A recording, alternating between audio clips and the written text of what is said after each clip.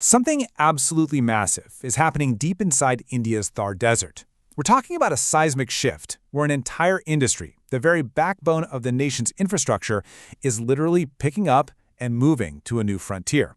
So today, we're going to break down India's Great Cement Migration, a move that's set to completely reshape the country's industrial map. And it all kicks off with this number, 17,000 crore rupees. That's the staggering amount of investment that's about to pour into just one district, Jaisalmer, in the next few years. And let's be clear, we're not just talking about a few new factories. This is a full-blown industrial revolution in the making. You see, what we're witnessing here is a huge, deliberate pivot. India's biggest companies are completely restructuring their supply chains, and they are all betting big on this one specific place. This single move is going to decide who dominates the cement market for decades to come. So, you might be asking, why now? And why on earth Jaisalmer? Well, the old, traditional cement hubs, like Chittorgarh, they're pretty much tapped out. The land is saturated, it's expensive, and the mining leases are getting old. Jaisalmer, on the other hand, is a whole new frontier. It's virgin territory, with these massive, open land parcels just perfect for building giant megaplants that offer incredible economies of scale. Okay, so here's how we're going to break this all down. We'll start with the Great Migration itself. Then we'll uncover the incredible treasure hiding right under the Thar Desert. After that, we'll dive into the corporate gold rush, face the fragile reality of building there, and finally, look at how Jaisalmer is being forged into the new cement capital of India. So, what's the big picture here? Well, this whole migration is being driven by a massive ambition for the state of Rajasthan to become the undisputed king of cement production in India. And Jaisalmer is the crown jewel in that entire strategy. But to really get why, we've got to look deep underground, because the real reason for this entire industrial shift, it's a geological bounty of almost unbelievable quality and scale. We are talking about cement-grade limestone. Now, this is the essential raw material for cement, and trust me, not all limestone is created equal. The really good stuff has super high levels of calcium oxide. That's the good stuff, and very low impurities. The limestone in Jaisalmer isn't just good, it's off the charts. It consistently smashes the industry's highest benchmarks for chemical purity. And just look at the sheer volume here. These aren't small little quarries we're talking about.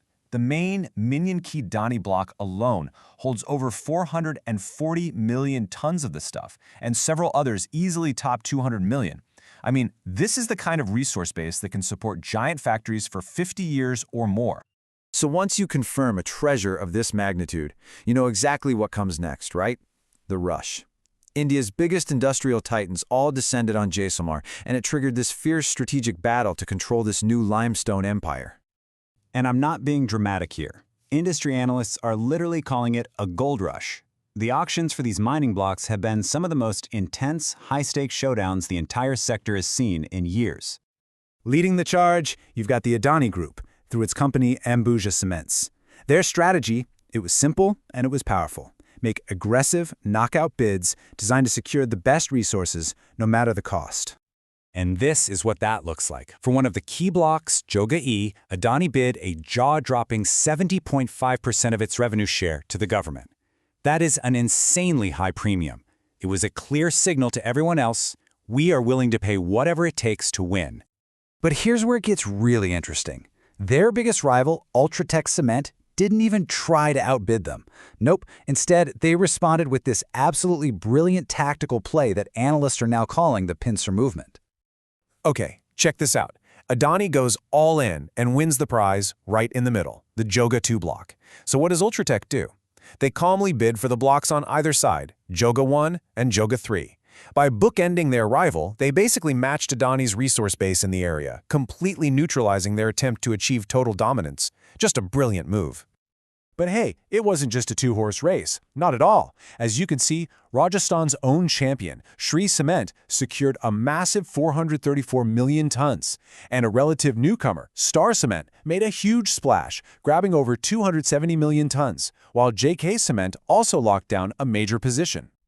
So, the bottom line is this. After this incredibly intense period of auctions, the map of Jaisalmer has been completely redrawn. You can see the final scorecard here. The land has literally been carved up by these industrial giants, and each one has secured the resources they need to fuel their growth for years to come.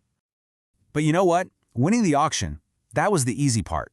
Now comes the truly monumental challenge of actually building and running these mega plants right in the middle of one of the world's most arid and sensitive ecosystems, a place of extreme temperatures and constantly shifting sands.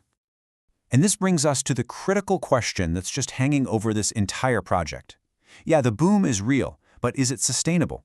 Can you really build a heavy industrial hub on such a fragile ecological foundation? It really boils down to two massive, non-negotiable problems. First, water. This is a desert, remember, and pretty much every single one of these new plants will depend on a single lifeline, the Indira Canal. Second, wildlife. This region is a critical habitat for the great Indian bustard, one of the most endangered birds on the entire planet. These aren't just little items on a checklist, they are potential showstoppers. And these problems, they come with a very real price tag.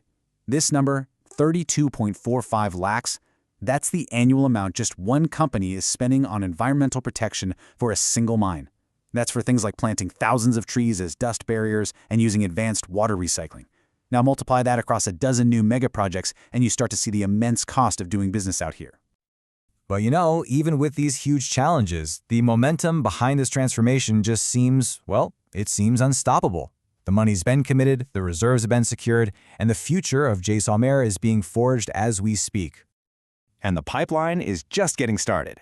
There are more auctions scheduled for the end of this year, with the winners announced in early 2026. Then, between 2027 and 2029, all these new mines and plants are expected to roar to life, cementing Jaisalmer's new identity for good. And if you want the one number that sums it all up, here it is.